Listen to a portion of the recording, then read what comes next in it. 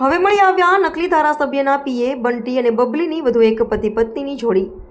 બંનેની ધરપકડ કરવામાં આવી. પોલીસે સરકારી નોકરી આપવાના બહાને 50 લાખની છેતરપિંડી કરવામાં આવી. ધારાસભ્યના પીએની ઓળખ આપી આ જોડી અન્ય લોકો સાથે કરતા છેતરપિંડી. બંને આરોપી પતિ રોહિત ચોવટિયા અને પત્ની પ્રજ્ઞાની ધરપકડ કરી તપાસ હાથ ધરી. જૂનાગઢમાં રહેતા મહિલાને ગાંધીનગરમાં સચિવાલયમાં ક્લાર્કને નોકરી આપવાની વાત કરી ધારાસભ્યના પીએની ઓળખાણ આપી 50 લાખ રૂપિયાની રકમ લૂંટી લીધી. પોલીસે હાલ બંને આરોપીઓને ઝડપી પાડ્યા. કુલ 1 કરોડ 18 લાખની છેતરપિંડી કરી છે આ બંટી બબલી પતિ પત્નીએ. જૂનાગઢમાં રહેતા ફરિયાદી શિલ્પાબેન ભાખર અને તેમના પતિ ડોક્ટર બંનેની નજીક આવી રહી અને તેમના પરિચયમાં આવી અને આરોપી રવિ ઉર્ફે રોહિત ચોવટિયા તેમજ તેમની પત્ની પ્રજ્ઞાબેન સાથે ઓળખાણ થયેલ છે. જે પછી મોંઘીદાટ ગાડીઓમાં આવતા બંટીએ ખુદને ધારાસભ્યના પીએ હોય અને તેની પત્નીએ કહેલું કે ગાંધીનગર સચિવાલયમાં તેમના પતિની ખૂબ સારી ઓળખાણ હોય તેમજ દિલ્હી મુંબઈ કોરિડોરમાં વૃક્ષો ઉછેરવાનો કોન્ટ્રાક્ટ પણ તેની પાસે હોય, સરકારી નોકરી અપાવી દેશે આમ કહી 50 લાખની રકમ શિલ્પાબેન તેમજ તેના પતિ ડૉક્ટર પાસેથી પડાવી લીધેલા. નોકરી ગયા હોવાના પુરાવા રૂપે 73,500 પણ પરત આપ્યા હતા. આ અંગે ડીવાયએસપી તેજ તાંદલિયાએ જણાવ્યું હતું કે રવિ અને તેની પત્ની પ્રજ્ઞાએ સરકારમાં તેની સારી ઓળખાણ હોય, કૃષિ પશુપાલન જેવી કોઈ પણ લોન કરાવી હોય કે કોન્ટ્રાક્ટ કરાવવો હોય તો તે કરાવી આપશે એમ કહી મિટિંગો કરતા હતા. જોશીપુરામાં રહેતા મહિલાની ફરિયાદ મળતા આરોપીઓને કલાકોમાં જ પકડી પાડેલ છે. ફરિયાદી સાથે તેને સરકારી નોકરી આપવાના બહાના હેઠળ 50 લાખની રકમ પડાવી લીધેલ છે. મૂળ તાલાલાના અકોલવાડી ગામના બંને આરોપી રહીશ છે અને અમદાવાદ, સુરત, મોરબીમાં પણ તેની અવર જવર છે. વધુ લોકો છેતરપિંડીનો ભોગ બન્યા હોય તો પોલીસનો સંપર્ક કરવો અને હાલ એ દિશામાં વધુ તપાસ ચાલી રહી છે.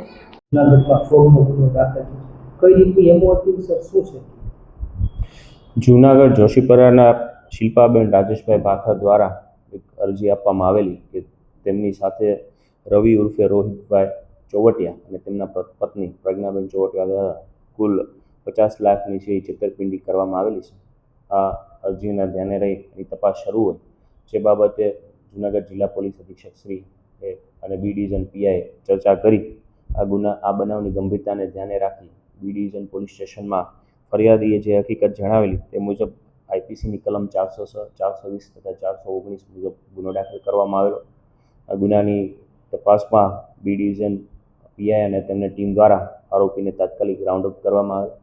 જેમાં ફરિયાદીએ જે હકીકત જણાવ્યા મુજબ જ્યારે તેમના પતિ મેડિકલ ઓફિસર તરીકે જોશીપરામાં નોકરી કરે છે ત્યાં આ આરોપી તેની પત્ની સાથે અવારનવાર સારવાર માટે આવતો. તે સમયે તે લક્ઝરિયસ કાર લઈને આવતો હોય અને પોતાની ઓળખ ધારાસભ્યના પીએ તરીકે તથા સચિવાલયમાં પોતાની મોટી ઓળખાણ હોય અને કોઈને સરકારી નોકરી જોતી હોય કે સરકારમાંથી કોઈ કોન્ટ્રાક્ટ પાસ કરાવવાનો હોય તેવી ઓળખ આપી અને આ જે ફરિયાદી શિલ્પાબેન છે તેમના એકાઉન્ટમાંથી 13 લાખ રૂપિયા તથા કેશ કુલ મળીને 50 લાખ રૂપિયા જેવી રકમ તેમને નાણાકીય છેતરપિંડી કરી લઈ લીધેલી.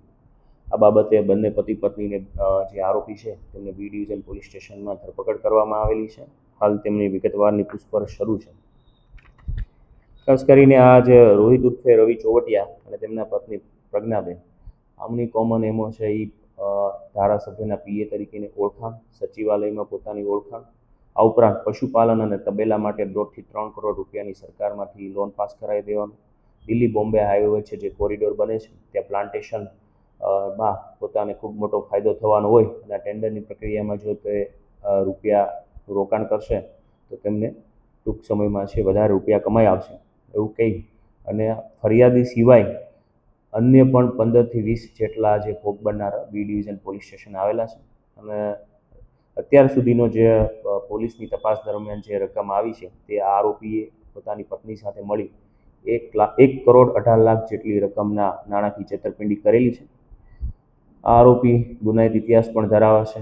રાજકોટમાં સિવિલ કોર્ટમાં તેના વિરુદ્ધ નેગોશિયેબલ 138 વિરુદ્ધની કાર્યવાહી શરૂ છે, જેમાં પણ નામદાર કોર્ટે પકડ વોરંટ ઇસ્યુ કરેલું હોય પરંતુ તેમાં 8 મહિનાથી તે નાસ્તો કરતો છે.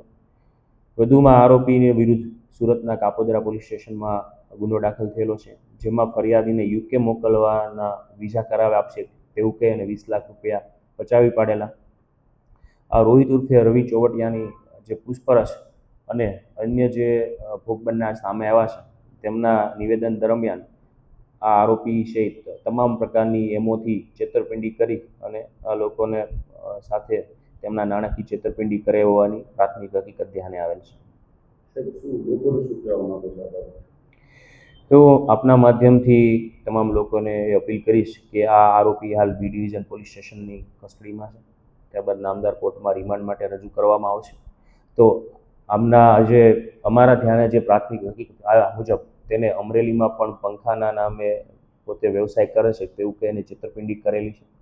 મોરબીમાંથી પણ 4-5 લોકો સાથે છે એ પોતાને દવા બનાવવાની ઓર્ગેનિક ફેક્ટરી હોય તેમાં રૂપિયાનું રોકાણ કરવાનું કહી અને છેતરપિંડી કરી છે. વધુમાં કેટલાકના નામે તેમને 2 વ્હીલ લઈ અને EMIના હપ્તા નહીં ભરેલા, મોબાઈલ બીજાના નામે લઈ અને વેચી દીધેલા.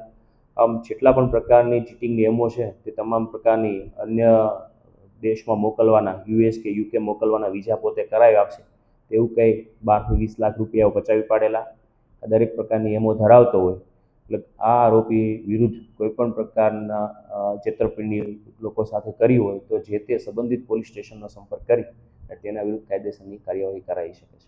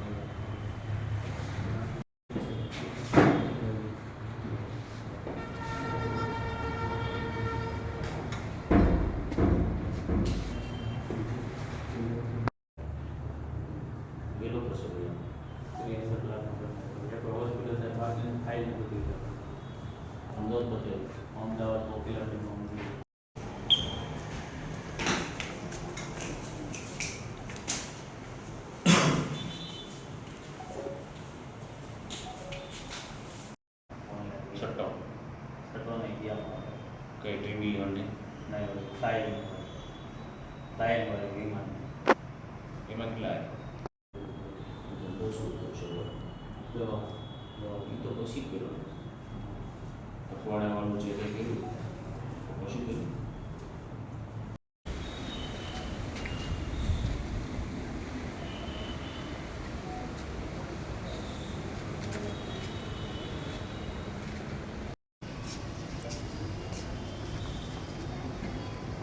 લઈ લો, ઓલી બધું